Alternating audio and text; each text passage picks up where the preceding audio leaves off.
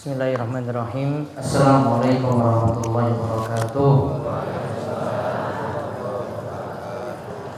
Alhamdulillahilladzi hadana li hadza wa ma kunna linahtadiya laula an hadana Allah. Laqad ja'at rusulu rabbina bil haqq wa nudu an tilkumul jannah uristumuha bima kuntum ta'malun. Wa asyhadu an la ilaha illallah wahdahu la syarikalah wa asyhadu anna Muhammadan abduhu wa rasuluh. Allahumma shalli ala nabiyyina Muhammad wa ala alihi wa man tabi'ahum bi ihsan ila yaumiddin.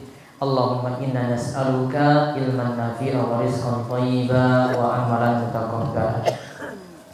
Baik, para jamaah sekalian, alhamdulillah kita bersyukur kepada Allah Subhanahu wa taala atas nikmat dan karunia yang telah Allah anugerahkan kepada kita sekalian, sehingga pada kesempatan malam hari ini kita bisa kembali melanjutkan pengawasan rutin setiap malam Kamis, dan mungkin para jamaah semua diparingi sehat, umur panjang, senantiasa dikaruniakan ilmu dan diberi taufik untuk beramal soleh, dan mungkin semuanya mendapatkan balasan dari Allah Subhanahu wa taala atas usaha keras untuk hadir dalam pengawasan malam hari ini, dan mungkin kita semuanya berada dalam keadaan selalu diberikan keistiqomahan dan mati dalam keadaan husnul khotimah. Amin.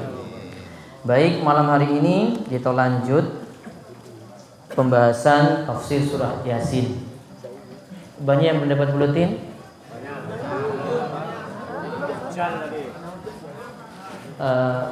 Kalau ada yang dibawa kokam, oh buletinnya habis. Berarti tadi kopinya sedikit karena buru-buru.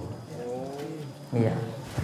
Nanti insyaallah minggu depan baru saya perbanyak lagi untuk edisi yang ini. Baik, kita kali ini lihat, ini saya sudah kirim lewat HP juga. Nanti bisa dilihat yang punya HP yang biasanya dapat pesan. Nanti masuk di HP-nya. Tak kirim ini.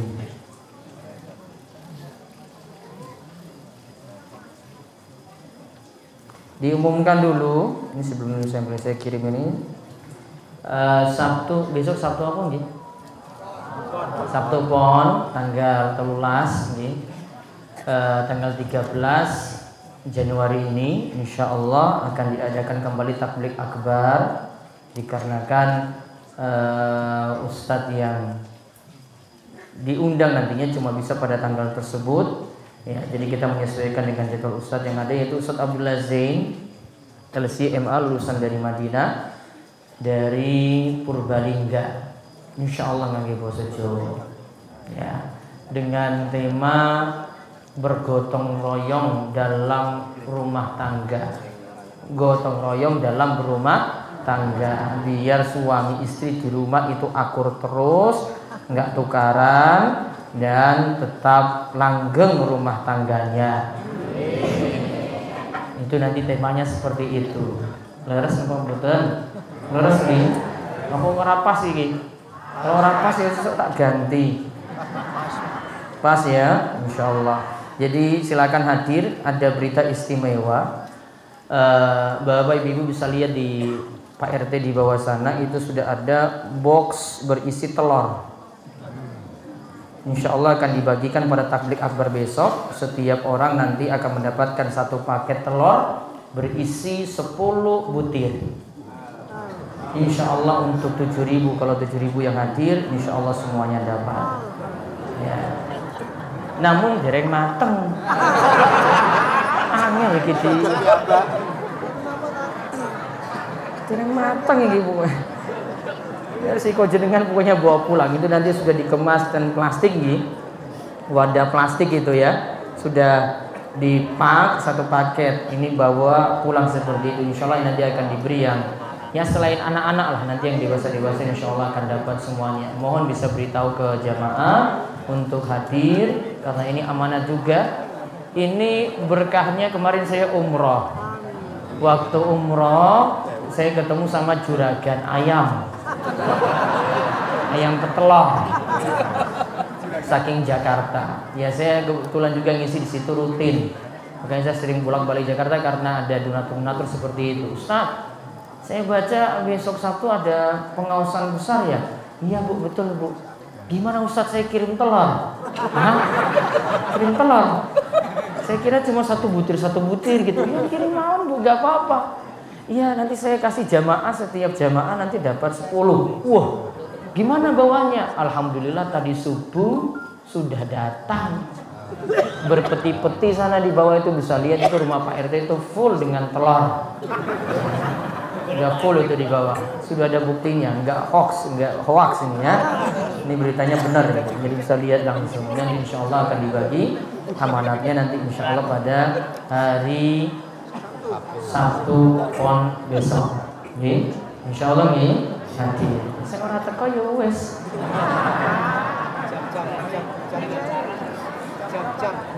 Oh ya, jamnya seperti biasa. Kajiannya bar ngasar, jenengan di sini sudah jam 2 hadir. Soalnya nanti pada ngantri untuk ngambil telur tadi loh itu. Ya. Tapi insya Allah 7.000 itu insya Allah cukup. Berarti 7.000 dikali 10 berapa itu? 70.000 butir loh itu, coba. Masya Allah, sedekahnya itu luar biasa coba. Ada lagi satu orang dari dulu jamaah Jakarta terus pindah ke Karangtengah, itu nyumbang snack juga nanti 1.000. Nah, ada yang mau nyumbang lagi monggo? Mau nyumbang lagi silahkan, nanti kita bagi-bagi. Saya cuma nerima aja. Alhamdulillah, mudah-mudahan berkah bagi semua, bagi yang memberi dan bagi yang menerima insya Allah besok Sabtu pon. Ya baik, kita lanjut pembahasan kita tentang syirik itu jalan kesesatan. Tafsir Yasin ayat 22-24. Monggo dibaca. A'udzu billahi minasy syaithanir rajim. Wa ma liya la a'budu alladhi fatarani wa ilayhi turja'un. A'attakhidhu min dunihi alihatan in yuridani ar-rahmanu bidurrin la tughni anni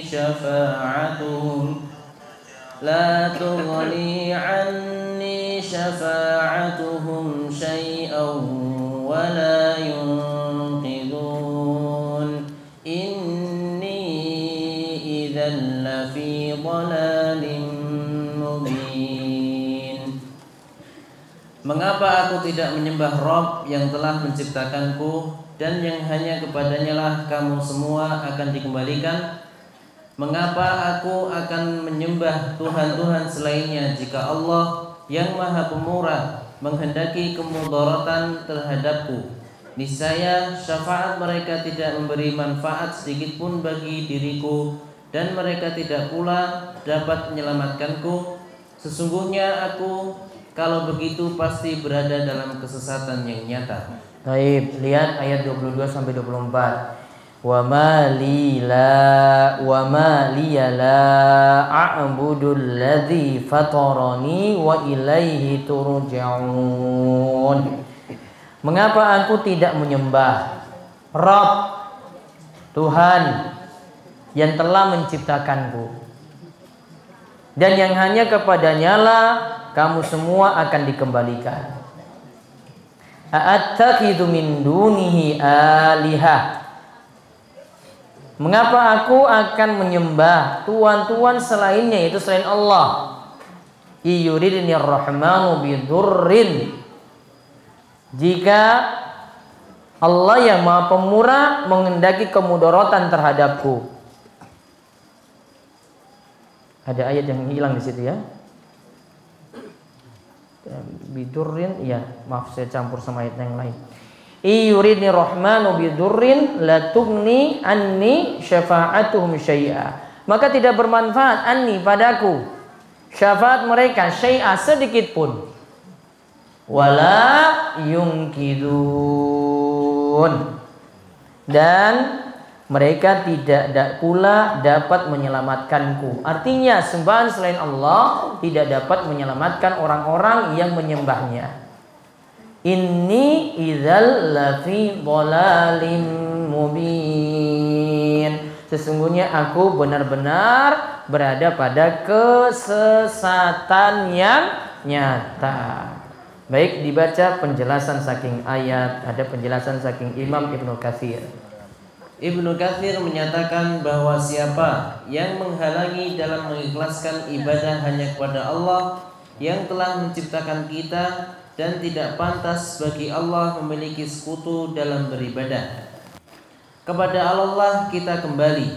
Allah akan membalas jika amalan seseorang itu baik, maka akan dibalas juga dengan kebaikan. Jika sebaliknya amalan jelek, maka akan dibalas juga dengan kejelekan. Taib. Lanjut lagi. Ibnu Katsir. Ibnu Katsir rahimahullah menerangkan pula bahwa kata tanya yang ada adalah sebagai tanda pengingkaran dan ingin menyatakan bahwa yang dilakukan adalah suatu yang keliru. Ayat tersebut menunjukkan pula bahwa ilah atau sesembahan yang disembah selain Allah, berhala dan lainnya tidak berkuasa memiliki segala sesuatu. Jika Allah menimpakan suatu musibah, maka tidak ada yang dapat mengangkatnya kecuali Allah. Sesembahan selain Allah tidak dapat menolak dan tidak dapat mencegah. Jadinya orang yang menjadikan selain Allah sebagai sesembahan berbuat syirik berada dalam kesesatan yang nyata. Baik, itu penjelasan saking Ibnu Katsir, salah seorang ulama besar mazhab Syafi'i, dalam kitabnya Tafsir Al-Qur'an Al-Azim. Beliau nyatakan tentang ayat ini.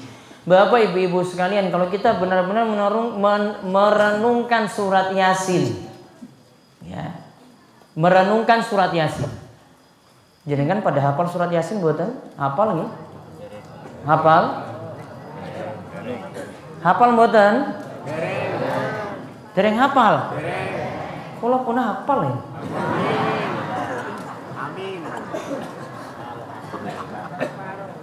Namun kalau ini, ya nggak mimpin orang juga, nggak. Ya namun ya hafal. Ya. Saya yakin di sini rata-rata ini hafal surat Yasin. Yang kanan sini hafal, ini hafal. Muka-muka hafal ini. Ini kaum rois hafal. Kalau kita renungkan Bapak Ibu, ini renungkan ayat ini baik-baik, bukan sekedar moco loh ini. Bukan sekedar baca. Kalau jenengan cuma baca, cuma lewat gitu saja, sudah selesai. Nggak tahu ini maknanya apa, kandungannya apa, ya, nggak tahu mau apa yang mau diamalkan. Namun kalau orang renungkan surat Yasin baik-baik, insya Allah dia tidak jadi orang musyrik. Insya Allah dia tidak berbuat syirik. Karena dalam surat Yasin sendiri itu tekankan sekali. Ingat, di sini dikatakan Allah itu pencipta kita. Allah yang menciptakan kita semuanya. Terus kalau Allah yang menciptakan kita, Allah yang memberi nikmat, Allah yang memberi rizki, Allah yang ngatur semua jagat raya, kok kita masih minta-minta pada selain Allah? Kok kita masih tawakalnya itu pada orang pintar? Kok kita mau urusannya lancar itu pakai jimat-jimat, pesugihan, rajah dan lainnya? Ini kan semua jadi rancu ketika dia ingin jadikan Allah itu. Dia yakini Allah sebagai pencipta, sang khalik, pengatur jagat raya, Allah yang paringi rizki. Kok malah kita itu beribadah pada selain Allah? Kan jadi rancu. Kita sudah yakini seperti ini, namun ibadah kita bukan pada Allah. Allah yang beri, coba, Allah yang beri semuanya. Namun kita pasrahnya bukan pada Allah Subhanahu wa taala. Kita tawakalnya bukan pada Allah. Kalau orang sudah pakai raja yang kita sering bahas niki kalau belakang saja ini nggak masalah. Main tobat ini. Kalau kita itu gantungkan hati kita pakai jimat di rumah, ada sesuatu yang disimpan. Ada juga bahwa bapak itu simpan dalam dompet itu misalnya. Ada yang punya raja itu tulisan Arab nih, itu disimpan dalam dompet loh. Nggak tahu tujuannya, mungkin biar dompetnya nggak hilang, mungkin uangnya nambah, ya, atau mungkin ada sesuatu apalah biar pekerjaannya lancar. Raja dimasukkan di situ. Hatinya ini bukan bergantung lagi pada Allah. Padahal yang paling rezeki sinten? Allah. Yang memberikan kita kehidupan siapa? Allah. Yang memberikan bapak ibu semua apa saja yang digunakan untuk hidup itu hanyalah Allah Subhanahu wa taala. Namun coba lihat, hatinya bergantung pada benda-benda semacam tadi.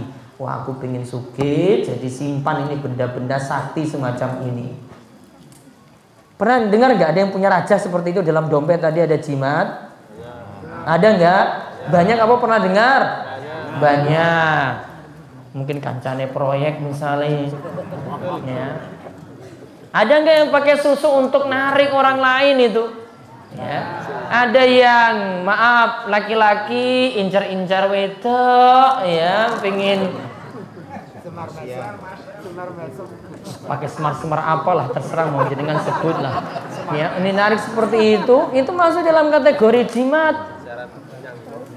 Ya, atau yang perempuan tadi, ini biasanya ini kalau jadi janda muda, masih jadi kembang, wah bingin dia itu tetap payu laris, ada sesuatu yang dipakai. Saya nggak tahu pakai apa itu. Ada yang biar nanti ketika dilihat itu apalagi kelihatan cerah, bersinar gitu. Ya. Apa itu namanya? Saya nggak tahu. Saya pernah dengar saya cuma kaget-kaget aja kok bisa kayak gini. Ya. Ada yang pakai kayak gitu. Hatinya tidak bergantung lagi pada Allah. Hatinya sudah bergantung pada selain Allah. Maka Nabi SAW itu pernah mengatakan, man ta'allaqa tamimatan wukila ilaih. Siapa yang pakai jimat-jimat, hatinya Allah akan sandarkan pada jimat tersebut. Kalau Allah katakan akan disandarkan pada jimat tersebut, berarti Allah tidak tolong. Berarti pakai raja tadi, pakai jimat-jimat tadi, pakai semar-semar apa tadi itulah, ya. Itu Allah tidak akan tolong. Berarti urusannya nggak akan lancar, malah susah. Malah hidupnya jadi susah.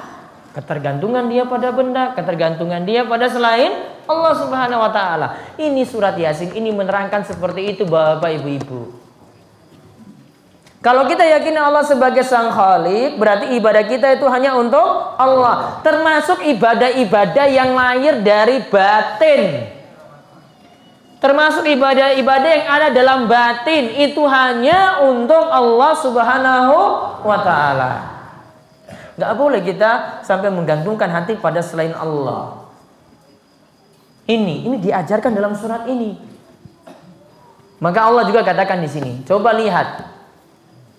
Iyuridin rahmanu bidur.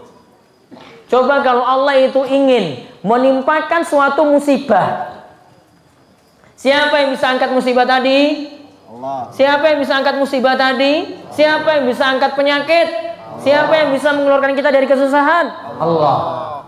Benda-benda tadi tidak bisa mengeluarkan kita dari kesusahan. Namun hati kita selalu bergantung pada benda-benda macam itu.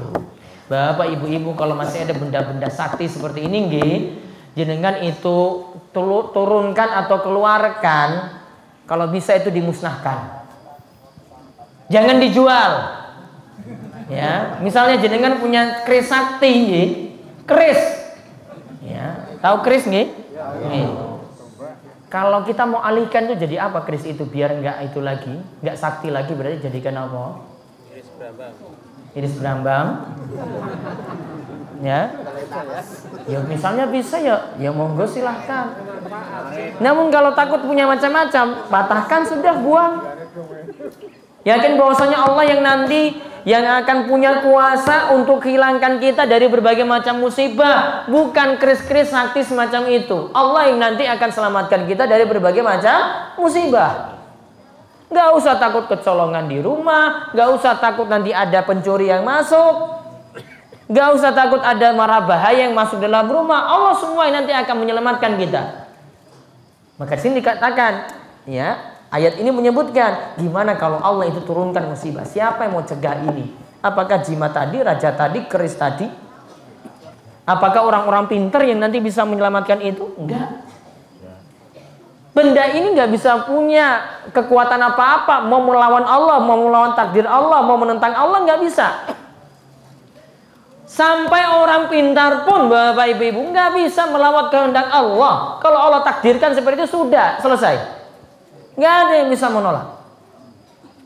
Terus inni idzal lafi dhalalim mubin. Di sebelumnya itu dijelaskan tentang kesyirikan. Berarti kalau di sini katakan ini sesungguhnya, ini sesungguhnya yang pertama. Satu. Idzal lafi, dalam bahasa Arab fi itu ada di depan berarti menunjukkan juga makna takkid. Artinya sesungguhnya juga, sesungguhnya 2 kali. Dhalalim mubin. Pakai kata mubin lagi, kesesatan yang nyata. Jadi di kalimatnya itu sungguh dia sesat, sungguh dia sesat, sungguh dia sesat. Sampai dijelaskan semacam itu. Berarti orang yang berbuat syirik bukan berada di jalan yang lurus, bukan dapat keselamatan, namun dapat kesesatan. Enggak selamat. Namun jalannya jadi apa? Sesat. Ya, dia tidak selamat. Namun jalannya jadi sesat. Sesatnya di dunia nantinya, lebih-lebih lagi di akhirat mendapatkan siksaan yang pedih di neraka. Dan orang yang berbuat syirik, syiriknya syirik akbar, khalidina finnar. Syiriknya syirik besar, itu akan kekal dalam neraka. Baik, sekarang kita lihat pelajaran dari ayat. Kita diperintahkan untuk beribadah kepada Allah semata, mentauhidkan Allah. Karena Allah yang menciptakan kita. Jadi kalau Allah yang menciptakan kita sekalian dengan penciptaan yang sempurna, walaqad khalaqnal insana fi ahsani taqwim. Allah telah menciptakan kita fi ahsani taqwim dengan bentuk yang sempurna. Berarti hanya Allah saja yang kita ibadahi. Minta doanya minta pada Allah.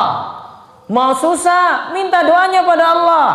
Tawakalnya, tawakal penuh juga pada Allah. Rasa harapnya, rasa harap penuh juga pada Allah. Rasa takutnya, takut penuh juga pada Allah.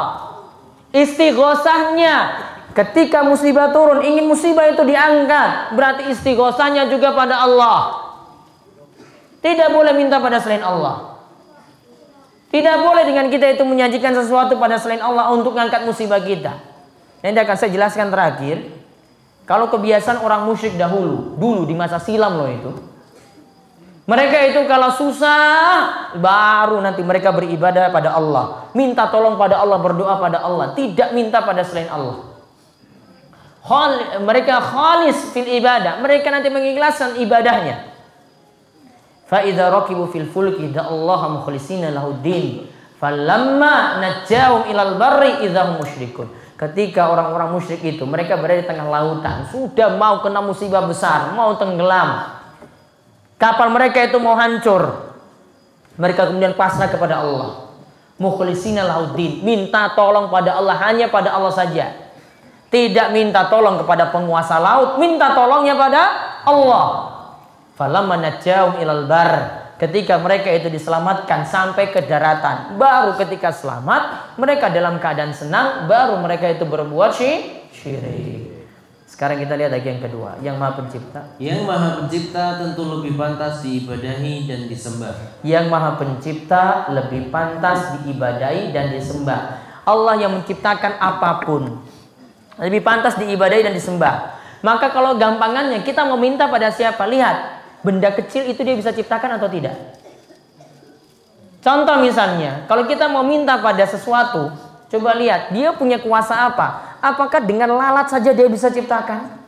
Kalau nggak bisa, berarti dia nggak punya kemampuan apa-apa. Untuk ciptakan yang kecil saja nggak bisa, apalagi untuk menciptakan yang besar atau mengabulkan doa tadi, tidak bisa. Maka yang menciptakan kita itu lebih pantas untuk disembah, yaitu Allah Subhanahu wa taala lebih pantas untuk disembah. Yang ketiga, kepada Allah lah kita akan kembali.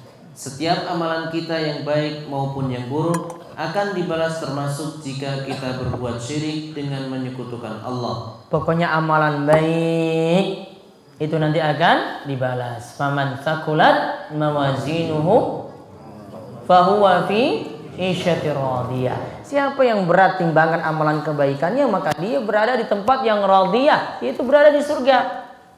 Wa man khaffat mawazinuhu fa ummuhu hawiyah. Sedangkan dia kalau beratnya itu malah yang dominan kejelekan, kebaikannya itu kurang, maka tempatnya itu adalah hawiyah, yaitu neraka. Apalagi orang berbuat syirik. Bapak ibu-ibu, orang berbuat syirik itu ada dua kemungkinan di sini. Kalau itu syirik besar, khalidina finnar, kekal dalam neraka. Dosa ini dibawa sampai mati, dia tidak akan keluar dari neraka. Kecuali kalau dia bertobat ketika dia hidup. Tadi ya. Tadi pakai jimat apa tadi? Tadi tak sebut tadi apa? Raja misalnya nggih. Raja. Jenengan pakai raja misalnya terus sekarang tobat. Alhamdulillah kalau sudah tobat selesai. Masalahnya sudah selesai itu. Namun kalau ini enggak tobat sampai mati, masuk dalam ayat ya, yaitu Allah katakan innallaha la yaghfiru ayyushraka bih wa yaghfiru ma duna dzalika liman yasha. Allah tidak akan mengampuni dosa syirik yang dibawa mati. Allah tidak akan mengampuni dosa syirik yang dibawa mati dan akan mengampuni dosa di bawah itu bagi siapa saja yang Allah Subhanahu wa taala kehendaki. Contoh misalnya, ada yang dia itu bertauhid lah, namun maksiatnya tetap jalan. Pernah ada kisah seseorang yang ini dikenal dalam hadis bitokoh. Dia itu kalau catatan dosanya, bapak ibu-ibu, satu catatan dosanya itu dibentangkan. Dia catatan dosanya itu dibentangkan, itu dibuka sejauh mata memandang. Semua penuh dengan kejelekan. Maka ketika di sidang Allah tanya padanya, kamu ingkari enggak ini catatan ini semuanya? Enggak, saya tidak ingkari, catatan itu betul. Terus, kamu tidak ingkari sama sekali ini? Kamu tidak yakin ada satu kebaikan pun? Enggak, saya rasa enggak ada kebaikan saya. Ternyata dibuka ada satu kebaikan dia. Yang ini mungkin tidak dimiliki dari yang lainnya. Dia punya satu kartu ampuh, yaitu dikenal dengan kartu bitokoh yang bertuliskan kalimat La ilaha illallah. Maka ditimbang tadi dosanya yang begitu banyak, terus ditimbang dengan La ilaha illallah fil mawazin, yaitu di dalam timbangan, daun timbangan. Maka ketika itu La ilaha illallah ini lebih berat daripada tadi dosa-dosanya yang tadi dibentangkan sejauh mata memandang. Berarti dia jadi orang yang selamat. Catatannya apa di sini? Dia punya dosa, namun dosa ini ada, tapi dia tidak berbuat syirik pada Allah. Dia tidak berbuat syirik pada Allah. Kalau tidak berbuat syirik pada Allah, selamat. Akan selamat. Namun kalau berbuat syirik pada Allah, walaupun jenengan punya amalan, sholat, Ramadan, puasa, zakat, 1 miliar, haji, penglima misalnya, ya. Umroh setiap tahun, ya. Namun syirik dia perbuat, dia malah jadi dedengkotnya ini perbuat syirik ini, pembesarnya coba, ya. Mau dia punya amalan apapun, bapak ibu-ibu, tidak dianggap sama sekali, tidak dianggap sama sekali. Mayusyrik billah, faqad harama alaihil jannah. Siapa yang berbuat syirik pada Allah, maka diharamkan baginya untuk masuk surga. Sulit untuk masuk surga, bukan sulit, tidak bisa masuk surga. Ini karena ada perbuatan syirik. Maka banyak mohon pada Allah supaya diselamatkan dari perbuatan syirik, supaya mati husnul khotimah, itu selamat dari kesyirikan. Karena kalau kita tidak selamat dari syirik, kita akan sulit sekali untuk masuk surga. Mugi-mugi Allah menjauhkan kita dari perbuatan syirik dan juga debu-debunya, dan Allah juga menyelamatkan keluarga kita sekalian dari perbuatan syirik yang ada. Terus yang berikutnya, setiap muslim harus meyakini rububiyah Allah. Allah sebagai pencipta, pemberi rizki dan pengatur jagat raya. Harus juga beribadah kepada Allah semata. Setiap muslim yang, itu harusnya dia ya. Setiap muslim yang meyakini rububiyah Allah, harusnya diganti yang meyakini rububiyah Allah, yaitu Allah sebagai pencipta, pemberi rizki, pengatur jagat raya, yang mengatur laut Jawa ya Allah, yang mengatur laut selatan juga Allah, yang datangkan gelombang yang ngatur juga Allah, yang datangkan, yang memberikan rizki kepada kita juga Allah, yang menurunkan hujan juga atas kekuasaan Allah. Maka kalau Allah kita yakini seperti ini, Allah yang memberikan rizki semuanya, maka Allah lah yang pantas kita ibadahi. Artinya rububiyah, tauhid di sini, ini namanya tauhid, pembagian tauhid menurut para ulama, ada disebut tauhid rububiyah. Kita mengakui Allah sebagai pencipta. Maka konsekuensinya kita juga harus beribadah pada Allah, meyakini tauhid uluhiyah. Terus yang kelima, segala sesuatu selain Allah tidak bisa mendatangkan manfaat dan mudarat, tidak bisa memberi dan menerima, tidak bisa menghidupkan dan mematikan serta membangkitkan. Coba doa yang kita baca bar salat ini hampir sama dengan kalimat ini. Allahumma la mani'a lima a'taita wa la mu'tiya lima mana'ta wa la yanfa'u dzal jaddi minkal jaddu. Allahumma la mani'a, ya Allah tidak ada yang bisa menghalangi. Jadi kalau Allah itu takdirkan kita dapat rizki, nggak usah khawatir mau ada 1000 orang yang halangi pun tetap kita akan mendapatkan rizki.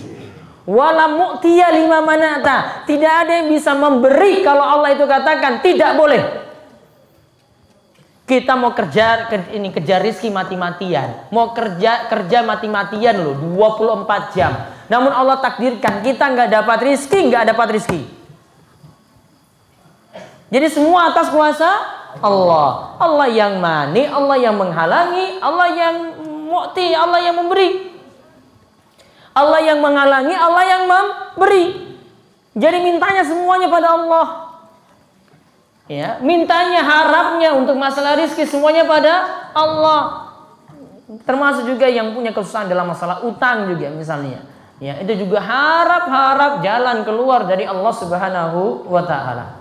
Terus yang keenam, tidak ada yang dapat memberikan syafaat di sisi Allah kecuali dengan izin Allah. Ini juga dalam masalah syafaat, kita itu bisa dapat syafaat kalau dapat izin setelah Allah itu mengizinkan. Jadi minta syafaat itu pada Allah, bukan pada Kanjeng Nabi Muhammad Sallallahu Alaihi Wasallam. Contoh kalimat yang keliru, wahai Nabi, wahai Rasulullah, berilah syafaat kepada kami. Nabi Sallallahu Alaihi Wasallam tidak bisa memberikan syafaat kecuali kalau Allah izinkan. Jadi nggak boleh datang ke kubur Nabi minta syafaatnya dari Kanjeng Nabi. Minta syafaat dari siapa? Allah. Jadi doanya harusnya, ya Allah kami memohon syafaat Nabimu pada hari kiamat nanti. Ya Allah, kami mohon syafaat Nabimu pada hari kiamat nanti. Mintanya pada Allah untuk mendapatkan syafaat Nabi Muhammad, bukan mintanya pada Nabi Muhammad SAW. Beda kalimatnya. Karena yang punya kuasa penuh pada syafaat itu Allah. Walillahi syafa'atu jami'a. Allah yang punya kuasa mutlak untuk memberikan syafaat. Allah izinkan dulu, Allah ridhoi dulu, baru nanti orang itu dapat syafaat. Terus yang ke-7, orang yang berbuat syirik berada dalam kesesatan yang nyata. Orang yang berbuat syirik berada dalam kesesatan yang nyata, serba bingung, jalannya juga dia nggak tahu jalan ini yang ditempuh ataukah tidak. Karena apa yang diminta juga banyak, dia ikuti keinginan masing-masing, sesuatu yang disembah. Mungkin orang pintar yang ini, yang A ini kasih syarat seperti ini, yang B kasih syarat beda lagi, yang C kasih syarat beda lagi. Pengen sugih dengan orang yang ini, syaratnya beda. Yang ini beda lagi. Yang ini minta kepala kerbau, yang ini minta kepala kambing. Yang ini cuma, ya sudahlah ayam saja nggak apa-apa. Beda-beda. Orang yang berbuat syirik serba bingung. Saya mau nurut ini, nurut ini, nurut ini. Namun kalau kita beribadah pada Allah, hanya meminta pada Allah, berarti cuma cari ridhanya Allah saja. Kalau sudah pas kita dapat ridhonya Allah, selesai. Tahu itu Allah ridhoi gimana? Lihat tuntunan dari Nabi kita Muhammad Sallallahu Alaihi Wasallam. Kalau sudah sesuai dengan tuntunan, nah itu Allah ridhoi. Kalau Allah tidak tuntunkan itu atau Rasul SAW tidak tuntunkan itu berarti Allah tidak ridhoi. Ya, sehingga ibadah itu mesti pakai tuntunan. Nggak bisa sembarangan kita itu beribadah. Mau zikir, mau dijaharkan, mau dilirikan, pakai tuntunan. Kapan Nabi SAW jahar, kapan Nabi SAW lirih. Mau berdoa, ya kita mau berdoa, doanya bagaimana? Pakai tuntunan Nabi Sallallahu Alaihi Wasallam. Di antara tuntunan Nabi, baca sholawat dulu sebelum minta doa. Ya, baca sholawat dulu sebelum minta doa. Disebutkan dalam suatu riwayat, seseorang yang berdoa tidak pakai sholawat, doanya itu tertahan, gak diangkat sampai ke langit. Makanya kalau kita mau berdoa minta pada Allah, ya Allah, alhamdulillah, bismillahirrahmanirrahim, alhamdulillahirabbil alamin, puji Allah dulu. Terus salawat, Allahumma sholli ala nabiyina Muhammad, ya Allah berikan salawat kepada nabi kami Muhammad, sudah. Lalu masuk dalam inti doa. Ada tuntunannya. Kalau pakai tuntunan berarti Allah ridhoi, selamat. Terus yang berikutnya, kalimat kepada Allah lah kita akan kembali menunjukkan bahwa ini adalah bentuk menakut-nakuti kepada orang-orang yang beribadah kepada selain Allah, setelah sebelumnya disebutkan kalimat dorongan untuk beribadah kepada Allah semata. Nah, tadi disebutkan kalimatnya wa ilaihi turja'un, dan kepada Allah lah kita nanti akan dikembalikan. Ini untuk menakut-nakuti, hati-hati loh. Kamu berbuat syirik, kamu akan kembali pada Allah. Kalau kamu kembali pada Allah, akan dituntut, ditanya apa yang telah kamu itu perbuat. Akan dituntut, akan ditanya amalan apa yang telah kamu itu perbuat. Terus yang berikutnya, ayat-ayat ada yang menyebutkan suatu hukum dibarengkan dengan ta'lil atau alasan. Nah lihat, ayat ini coba lihat. Kenapa sembah Allah? Ya kenapa kita beribadah kepada Allah saja? Karena Allah yang menciptakan kita. Ya, kenapa kita menyembah Allah saja? Karena Allah yang menciptakan kita. Maka disebutkan kenapa? Ya, ada jawabannya. Ada jawabannya disebutkan dalam ayat itu. Kenapa nggak minta kepada selain Allah? Karena mereka kalau datang musibah tidak bisa menghilangkan musibah tadi. Ada diberikan taklil, diberikan alasan. Oh, ini kelemahannya di sini, alasannya disebutkan. Maka hukum-hukum dalam syariat kita, Bapak Ibu, kadang disebutkan ini hukum, ini sebabnya. Ini hukum, ini apa? Sebabnya atau alasannya. Kadang dalam hukum sholat disebutkan nanti hikmahnya itu apa. Contoh misalnya, ba'da subuh dan ba'da ngasar itu nggak boleh sholat sunnah. Ba'da apa? Subuh kalian ngasar nggak boleh sholat sunnah. Nah, misalnya bapak, kalau nganggur, ngorano gawiannya wes sholat, tapi bar ngasar nggak boleh. Walaupun bilang wah saya nggak ada gawean, masa dilarang sholat? Ya dilarang sholat, nggak bisa. Apa hikmahnya? Disebutkan dalam hadis, kalau itu mendekati matahari itu tenggelam, muncul 2 tanduk setan. Dan ada yang beribadah kepada setan ketika itu, nyembah matahari. Maka tidak boleh beribadah dekat-dekat situ karena apa? Ada yang beribadah kepada matahari, baik ketika terbit maupun tenggelam. Sehingga orang Islam dilarang beribadah ketika matahari terbit dan tenggelam. Tunggu dulu meninggi, kalau tenggelam berarti tunggu tenggelamnya sempurna. Ada sebabnya disebutkan. Ada hukum, ada sebabnya. Ini sebabnya seperti ini, alasannya. Kadang Nabi SAW sebutkan seperti itu. Terus selanjutnya, kejelekan tidak disandarkan kepada Allah. Adapun kalimat Allah menginginkan kemudaratan maksudnya adalah masyiah, iradah kauniyah, yang pasti terjadi kalau Allah berkehendak namun tidak menunjukkan Allah mencintainya. Sedangkan jika ada suatu yang baik, maka itu terjadi karena kehendak Allah yang menunjukkan cinta, disebut iradah syar'iyah. Contoh, setan itu diciptakan berdasarkan iradah kauniyah, kehendak Allah yang pasti terjadi. Ada orang yang beriman terjadi berdasarkan iradah syar'iyah, kehendak Allah yang didasarkan cinta. Namun tidak semua jadi beriman. Nah lihat, ini saya jelaskan, saya kasih contoh saja. Setan itu ada. Ada setan enggak? Ada. Allah ciptakan setan atau tidak? Iya. Sekarang, apakah Allah ridho? Maksudnya Allah cinta pada setan? Enggak. Namun sudah diciptakan. Ini sesuatu yang jelek. Jadi kalau sesuatu yang jelek, ya, kita katakan iya, itu Allah ciptakan, namun tidak Allah cintai. Sama. Kok di muka bumi ini ada orang jahat, ada orang baik. Kok enggak semuanya baik? Ya kan? Kok enggak semuanya baik? Kok enggak semuanya sholat saja? Kok Allah itu enggak adil? Kok ada yang sholat, ada yang enggak sholat? Yang enggak sholat tadi, iya itu masuk kehendak Allah. Namun ingat, tidak Allah cintai. Jadi sesuatu yang terjadi itu belum tentu Allah cintai. Namun kalau itu dalam kebaikan, ibadah, ketaatan, kita sholat. Kita sudah sholat ngisya tadi, nggih. Nah, itu namanya Allah sudah takdirkan kepada kita. Dan itu Allah cintai. Itulah yang disebut iradah syar'iyyah. Namun kalau Allah tidak cinta dan itu terjadi, itu disebut dengan iradah kauniyah. Jadi ingat, sesuatu yang jelek itu ada hikmah-hikmahnya. Allah itu cipta, Allah itu jadikan, Allah ciptakan. Itu terjadinya itu ada. Contoh, kita kenapa dapat musibah? Ada yang mau protes dapat musibah? Ada yang mau protes, wah Allah itu nggak adil, Allah itu menyiksa saya, Allah itu menzolimi saya. Ada yang pernah mengatakan kayak gitu? Berarti dia nggak sabar. Apa sikapnya di sini? Ya ini memang kehendak dari Allah.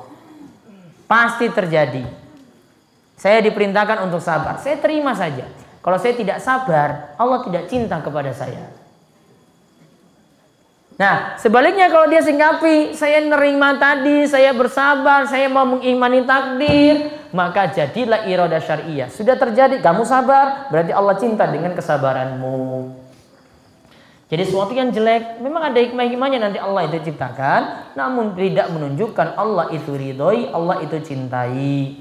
Terus yang ke-11, Allah memiliki sifat Ar-Rahman, Maha Penyayang. Allah memiliki sifat Ar-Rahman, Maha Penyayang. Terus 12. Orang yang berbuat syirik punya alasan untuk mendapatkan syafaat dari makhluk yang mereka sembah. Orang yang berbuat syirik punya alasan untuk mendapatkan syafaat dari makhluk yang mereka sembah. Artinya di sini orang yang berbuat syirik selalu cari-cari alasan. Saya ingin dapat syafaat mereka. Saya ingin dekat pada Allah. Namun perbuatan mereka yang berbuat syirik tadi tidak diridhai oleh Allah. Terus 4 kaidah memahami syirik. 1. Orang musyrik juga mengakui tauhid rububiyah.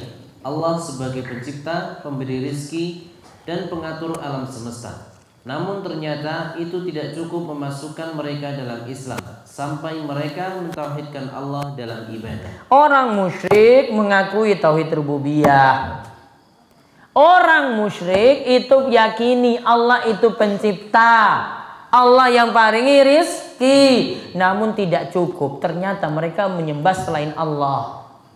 Jadi keyakinan mereka itu yang jadikan mereka itu musyrik. Karena apa? Mereka beribadah kepada selain Allah, walaupun ngakui Allah sebagai pencipta. Kaidah yang kedua, ini ingat kaidah ini dari Syekh Muhammad bin Abdul Wahhab dalam kitabnya Al-Qawaidul Arba. Ini saya ringkas-ringkasnya. Yang kedua, orang musyrik tidaklah meminta kepada sesembahan mereka secara langsung. Namun mereka menjadikan sesembahan itu sebatas sebagai perantara yang mendekatkan diri mereka kepada Allah dan sebagai pemberi syafaat. Lihat, kalau ada kubur tiang soleh yang sudah mati, wali yang sudah mati, boleh nggak datangi kuburnya minta-minta situ? Tidak. Boleh atau tidak? Nggak boleh. Orang musyrik punya alasan kayak gini, Bapak Ibu. Mereka kan lebih dekat kepada Allah. Mereka juga yang nanti beri syafaat kepada kami. Terus kenapa kami itu dilarang untuk minta-minta di situ? Alasan ini Bapak Ibu sama seperti alasan orang musyrik di masa silam. Dulu mereka juga alasannya sama. Tujuannya adalah untuk mendekatkan diri mereka kepada Allah. Itulah sebab mereka itu jadi berbuat syirik. Jadi nggak boleh orang itu datang ke kuburan punya masalah apapun ya, walaupun punya utang 1 miliar. Punya utang 1 miliar? Pengen punya utang 1 miliar? Pengen? Enggak usah, nanti stres gantung diri. Bahaya. Walaupun punya seperti itu susahnya, dia tidak boleh datang ke kuburan, minta lewat kuburan ini, sampaikanlah hajat-hajat saya kepada Allah. Enggak boleh. Karena dalam kubur pun tidak bisa menyampaikan pesan dia kepada Allah. Dia nganggap itu lebih dekat kepada orang itu supaya dekat kepada Allah. Nggak benar alasannya. Kalau mau berdoa, berdoalah pada Allah langsung. Nggak perlu datang-datang ke kuburan. Walaupun itu kuburan tiang soleh. Minta doa pada Allah langsung. Doanya di mana kalau gitu? Di kuburan apa di masjid? Di masjid. Kita itu sudah malas ke masjid, datangnya minta ke kuburan, padahal yang tempat yang paling membuat kita dekat kepada Allah itu di masjid, bukan di kuburan. Kuburan asalnya itu bukan tempat untuk ibadah, ya. Kuburan itu bukan tempat untuk ibadah, kecuali kita ke situ datangi kubur, kemudian ziarah kubur, mendoakan orang yang sudah mati supaya selamat, boleh.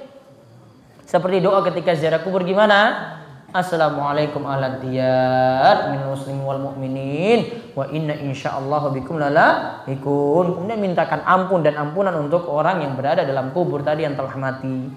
Kemudian yang ketiga, orang musyrik memiliki sesembahan yang beraneka ragam, sehingga yang disebut kesyirikan bukan hanya perbuatan menyembah patung atau berhala.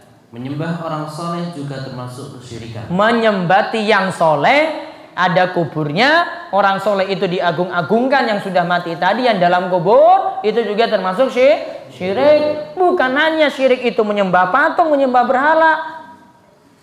Kalau zaman sekarang seperti itu, kuburnya dibuat super istimewa. Ya, apalagi itu kubur tiang soleh. Jenengan kalau mau tahu, ya kapan-kapan lah.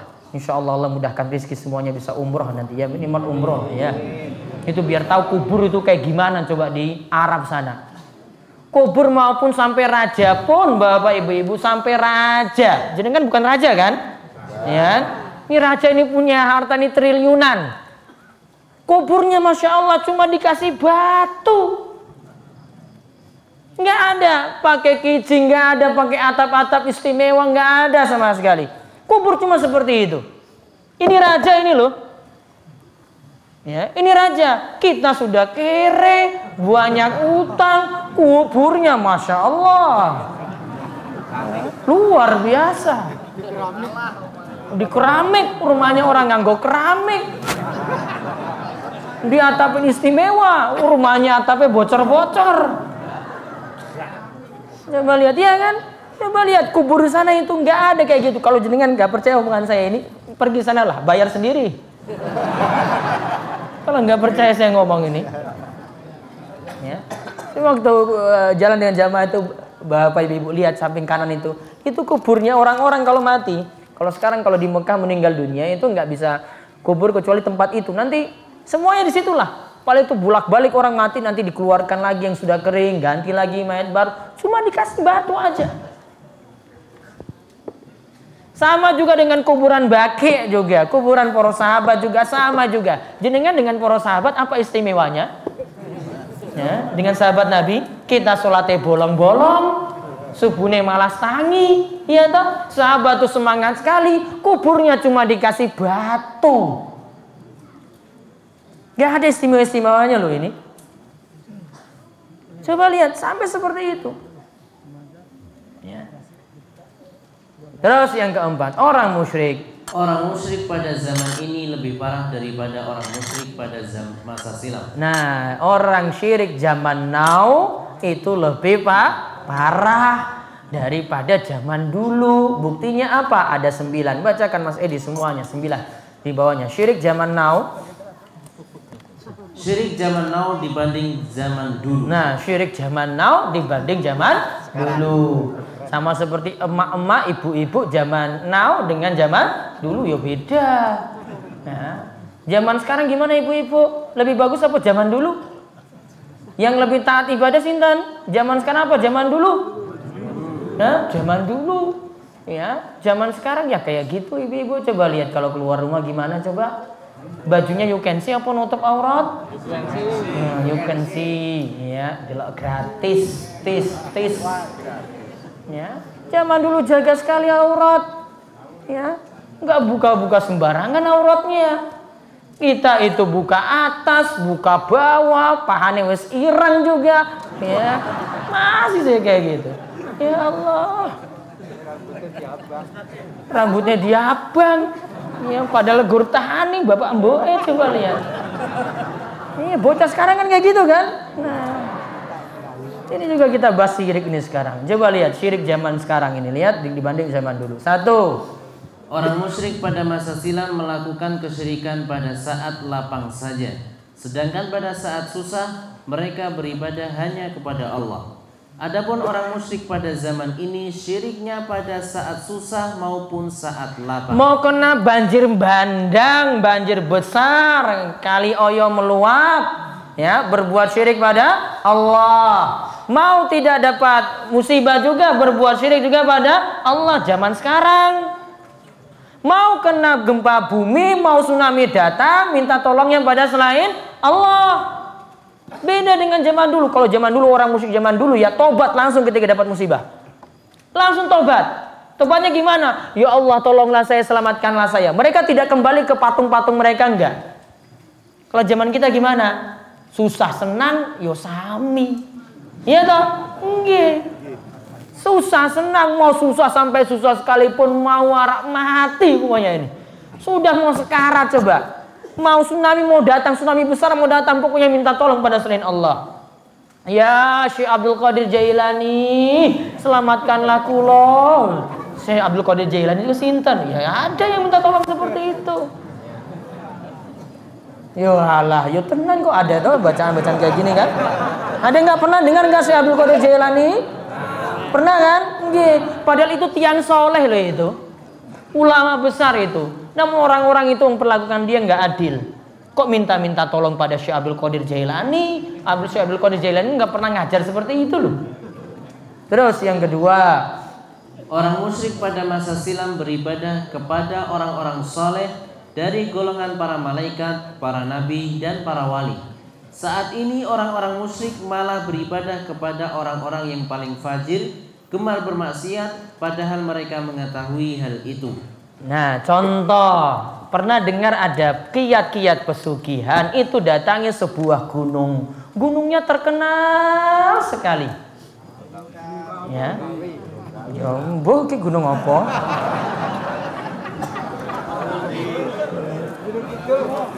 Gunungnya itu terkenal sekali, datang ke situ ternyata contohi dulu ya ceritanya ini. Katanya ada yang pernah lakukan mesum di situ. Oh, wis ngerti berarti. Akhirnya biar cepat sugih, cepat kaya, datangi tempat tersebut, lakukan mesum juga sama. Betul nggak Pak ini cerita saya? Betul nggak? Ya mudah-mudahan jenengan nggak lakukan seperti tobat Pak, tobat, yang tobatan nasuha. Kalau pernah seperti itu nggak benar ini. Coba lihat, dulu masih mending mereka menyembah orang soleh. Sekarang yang diikuti apa coba? Orang yang mesum yang diikuti, coba lihat. Ya, iya kan? Nggih, masih mending dulu orang soleh yang diikuti, orang soleh itu yang diibadahi. Masih mending. Sekarang mau dia mau tukang mabuk, ya, mau dia itu tukang selingkuh, kalau sudah dia katakan punya kesaktian diikuti. Itu rusaknya syirik zaman sekarang loh ini. Ya.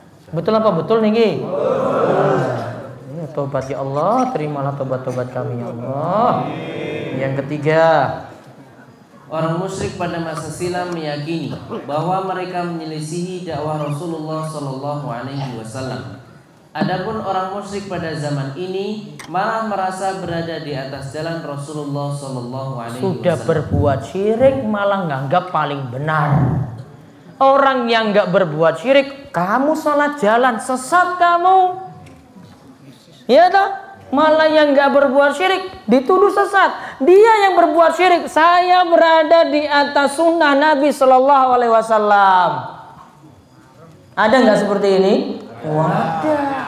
Dia nganggap ikuti tuntunan, padahal dialah yang jadi orang yang menyelisih tuntunan Nabi Shallallahu Alaihi Wasallam.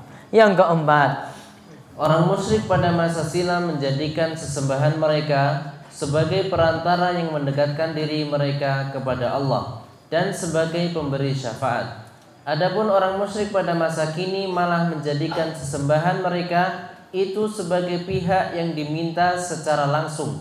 Mereka menganggap sesembahan itu mampu mengabulkan doa. Nah lihat, datang ke kubur tadi minta langsung pada penghuni kubur. Kalau dulu penghuni kubur yang sudah mati ini cuma jadi sarana mendekatkan diri pada Allah. Namun sekarang minta langsung ke kuburan. Ini terjadi ketika anak-anak itu mau ujian akhir nasional, UAN itu. Ada cerita kayak gini, dia minta langsung ke situ, bukan mintanya pada Allah. Masih mending orang musyrik dahulu, cuma menjadikan saja ini sebagai ajang sarana mendekatkan diri pada Allah. Sekarang minta langsung pada kubur. Yang kelima, orang musyrik pada masa kini menganggap bahwa ibadah kepada orang soleh termasuk bentuk menunaikan hak orang soleh tersebut, dan tidak beribadah kepada orang soleh termasuk bentuk penghinaan mereka. Hal ini tidak ditemukan pada orang musyrik sebelumnya. Nah lihat, kalau orang saat ini orang solehnya benar-benar diagungkan. Pernah ada cerita di Mesir, ini ceritakan oleh Menteri Kerajaan Saudi Arabia, Syekh Sholeh Al-Syekh. Ketika beliau menjelaskan kitab Qaidul Arba, beliau ceritakan ada seorang supir ketika itu, dia punya keyakinan khusus. Pokoknya kalau masuk di situ harus agungkan Syekh Abdul Qadir Jailani. Hati-hati kalau kamu nggak nyebut nama itu. Maka ada orang yang ini wis ngaji, wis paham, ya, numpak taksi tadi, kemudian jalan. Ayo Pak, nyebut nama Syekh Abdul Qadir Jailani. Saya nggak mau. Ayo Pak, nanti saya celaka ini kalau Bapak nggak nyebut dia. Minta tolong pada Syekh Abdul Qadir Jailani. Dia tetap nggak mau juga orang itu. Dia terus minta tolong, terus sampai dia bilang, ya Syekh Abdul Qadir Jailani selamatkanlah saya. Ya Syekh Abdul Qadir Jailani selamatkanlah saya. Terus seperti dia bawa mobil. Ternyata sampai ke tempat tujuan juga ya nggak ada apa-apa. Ya. Ini bukti bahwasanya orang soleh ini diagungkan secara berlebihan. Ya, dimintai secara berlebihan. Mereka menganggap super istimewa orang soleh ini. Makanya Bapak Ibu-ibu perlu pahami baik-baik. Nabi SAW sudah ingatkan kita, jangan sampai bersikap berlebihan pada tiang soleh. Kita pada tiang soleh cukup ambil ilmu dia yang penuh berkah, ambil ilmunya saja. Dari sisi zat tubuhnya itu nggak berpindah, apalagi setelah dia itu mati. Kalau dia mau manfaatkan doanya, minta pada orang soleh tadi untuk didoakan, dia minta pada Allah. Pernah dilakukan oleh para sahabat pada Nabi SAW, boleh. Namun kalau sudah mati tidak boleh.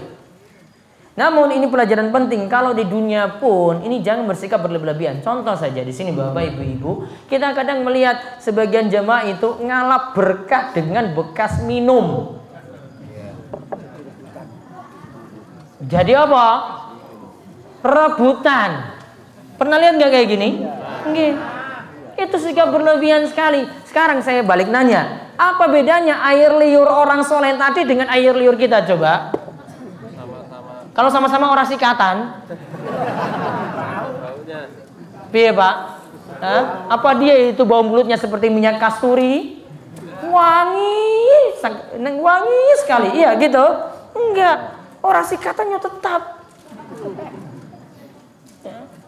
Nggak pernah pakai siwak, nggak pernah sikatan, ya tetap ampunnya kayak ngono, apalagi bar ngerokok. Nambah lagi dia sudah tarik ini terus jenengan ngalap, wah kalau saya itu nggak mau itu, ya Allah penyakitnya di dalam ini. Nggak ada bedanya Bapak Ibu, apa istimewanya nggak ada. Kalau untuk Nabi SAW iya. Kalau untuk Nabi SAW iya. Jenengan ngalap berkah kalau Nabi SAW masih hidup boleh. Hanya kekhususan bagi Nabi kita Muhammad Sallallahu Alaihi Wasallam, tidak bagi orang-orang saat ini. Terus nomor 6. Syirik yang terjadi pada masa silam adalah syirik pada uluhiyah. Sedangkan syirik yang terjadi pada masa kini adalah syirik dalam rububiyah, uluhiyah, dan asma wa sifat. Sekarang syirik zaman sekarang ini sudah sampai pada taraf tidak mengakui pencipta itu Allah, tidak mengakui Allah yang memberikan rezeki. Sudah sampai pada taraf itu. Beda dengan zaman dulu yang masih mengakui Allah sebagai pencipta pemberi rezeki. Yang ketujuh, orang musyrik pada masa silam tidaklah meyakini ada yang menguasai dan mengatur jagat raya selain Allah. Adapun orang musyrik pada saat ini meyakini bahwa selain Allah ada yang berkuasa dan mengatur sebagai tempat. Ada yang mengatur sebagian laut, ya. Kalau keyakinan orang saat ini, ada yang ngatur nggak? Ada yang punya keyakinan kayak gini nggak? Ada. Yang ngatur laut selatan ada nggak? Ada yang punya keyakinan nggak? Ada. Kalau orang musyrik dulu masih mending, dia pokoknya yakini yang ngatur laut pun itu Allah. Yang ngatur laut pun itu Allah. Mau gelombang apapun pokoknya Allah itu yang ngatur. Kalau sekarang datang gelombang besar, besok dikasih tumbal. Betul nggak? Tumbalnya apa? Kepala kebo. Harganya pinten? Kebo iki pinten ta, Pak? Ya Allah, 20 juta cuma dibuang-buang. Ya, kepalanya saja lagi, ya Allah. Ya, ini syirik zaman sekarang ini. Kalau dulu mereka tetap yakini yang menguasai laut siapa? Allah. Namun sekarang bagian-bagian bumi tertentu itu ada wali-wali khusus, orang-orang khusus, makhluk-makhluk khusus yang menguasai, atau jin-jin khusus yang menguasai. Kalau ini tidak pernah diyakini oleh orang-orang musyrik di masa dulu. Terus yang ke-8, orang musyrik pada dahulu masih mengagungkan syariat Allah. Contoh, mereka mau bersumpah dengan nama Allah. Adapun orang musyrik pada masa kini tidak mengagungkan Allah dan syariatnya sama sekali. Kalau orang musyrik saat ini sama sekali tidak mengagungkan syariat. Kalau dulu masih bersumpah dengan nama Allah. Terus yang terakhir, orang musyrik pada masa silam mengharap kepada sesembahan mereka agar urusan dunia mereka ditunaikan. Adapun orang musyrik pada masa kini bukan meminta untuk urusan dunia saja, namun juga untuk urusan akhirat. Kalau orang musyrik saat ini minta dunia sekaligus minta surga. Minta dunia sekaligus minta surga pada sesembahan-sesembahannya. Jadi kesimpulannya, syirik zaman now lebih parah dibandingkan zaman dulu. Mugi-mugi Allah selamatkan kita dari kesyirikan dan senantiasa memberikan kita taufik dan hidayah ke jalan yang lurus. Baik, mungkin sedikit pertanyaan saja sebelum saya tutup. Ada pertanyaan, monggo. Sing kertas napa langsung. Kalau nggak ada, alhamdulillah. Ya, Mike, Mas Edi, Mike.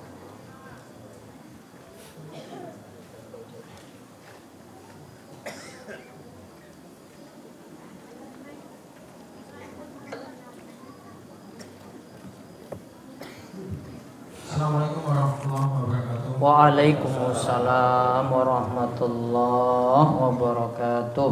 Saya ingin bertanya tentang sholat, Ustaz. Ya.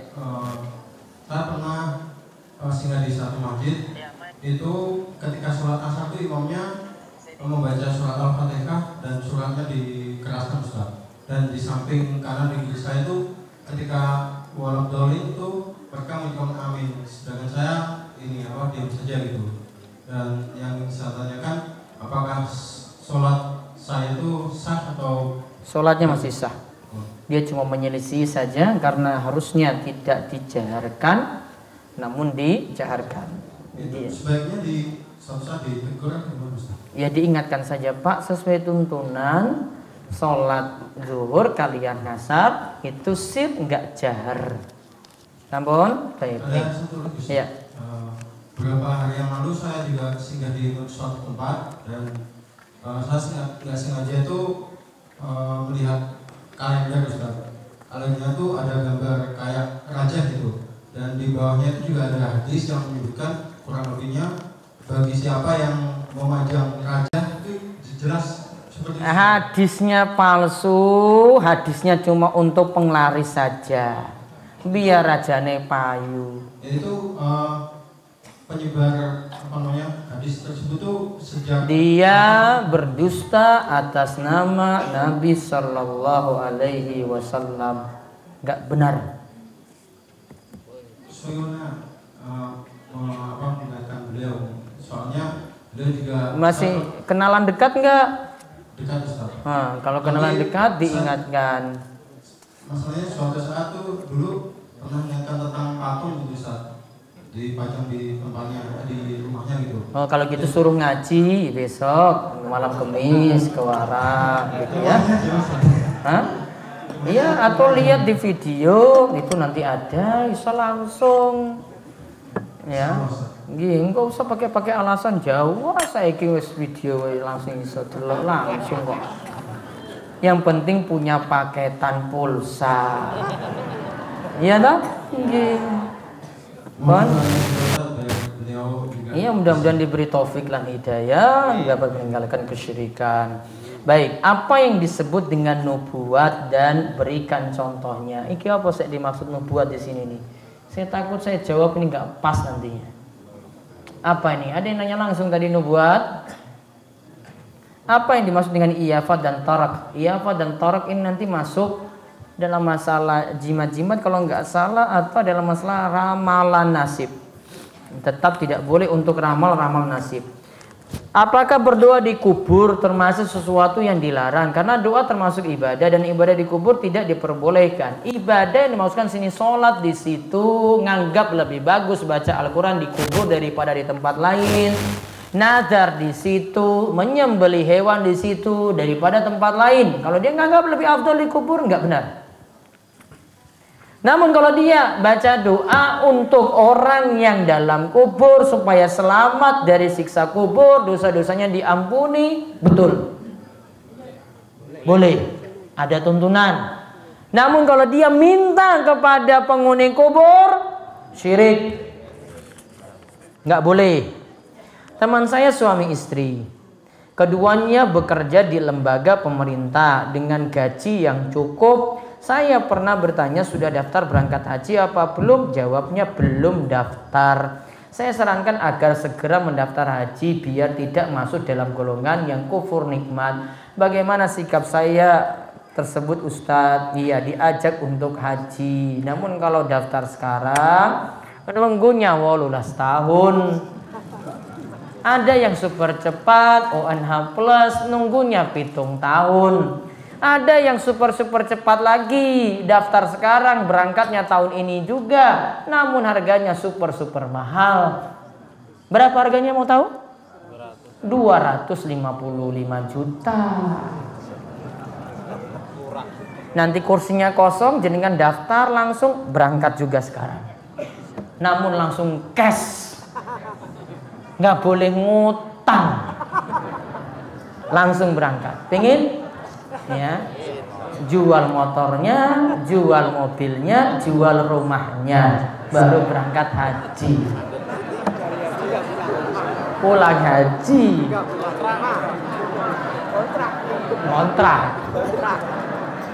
Yang penting iso haji. Iya. Terus Pak Mustaqim terakhir.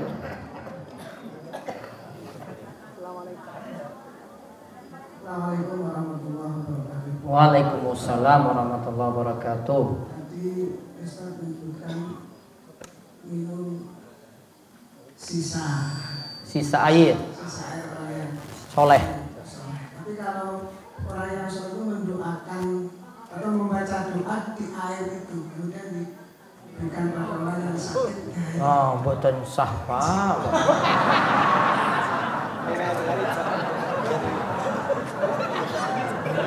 Di apa? Bahasanya apa? Bahasanya apa? Bukan termasuk ruqyah. Ruqyah ya beda ya, Pak. Ruqyah itu maca ayat kursi, Al-Ikhlas, Al-Falaq, An-Nas. Bukan doa di sini. Bismillahirrahmanirrahim. Ya Allah, selamatkan. Saya nggak akan kayak begitu, Pak.